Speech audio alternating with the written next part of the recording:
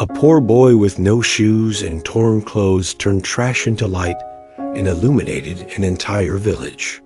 But to reach that moment, how many times did he face failure and ridicule? Welcome to Buddha and Mindfulness, where we share stories and teachings that help you live mindfully, peacefully, and with inspiration.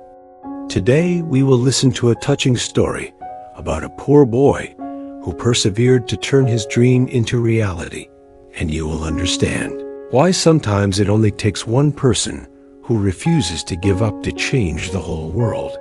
But before we begin, don't you forget to subscribe to Buddha and Mindfulness to help us stay inspired and bring you new videos every day.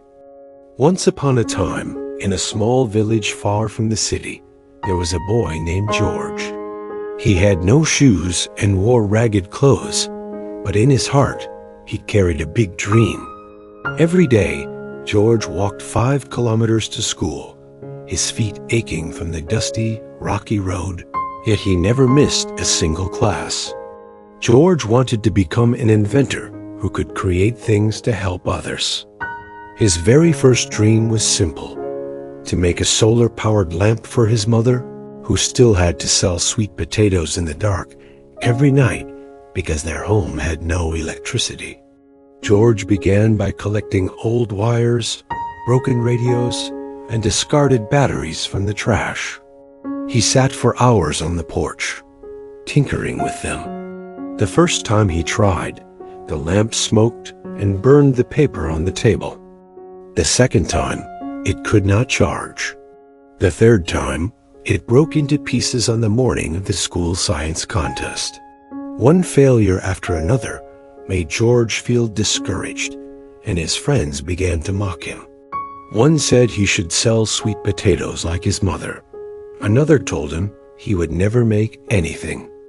George felt sad and wanted to cry, but inside him there was still a flame that would not let him quit.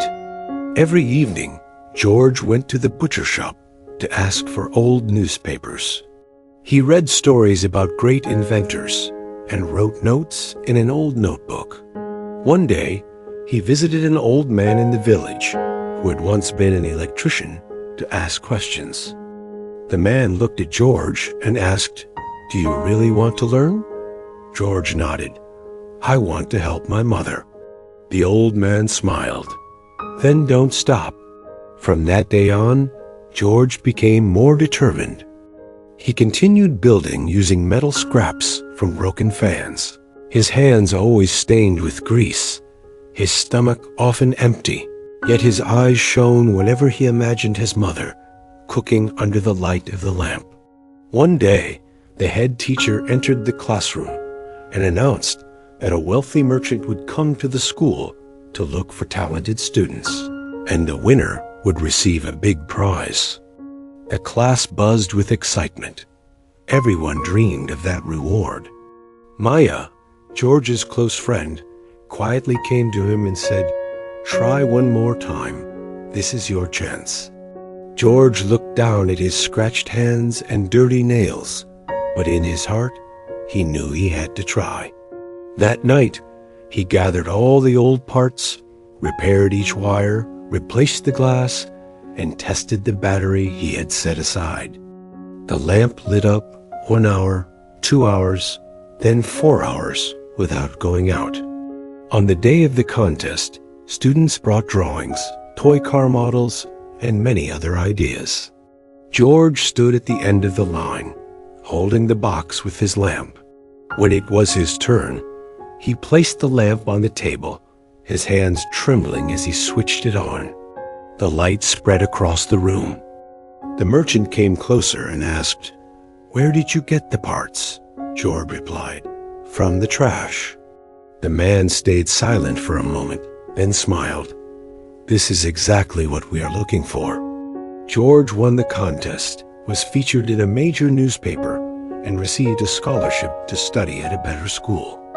George's solar lamp quickly spread throughout the village. Children could now read books at night, and mothers could cook without fumbling in the dark.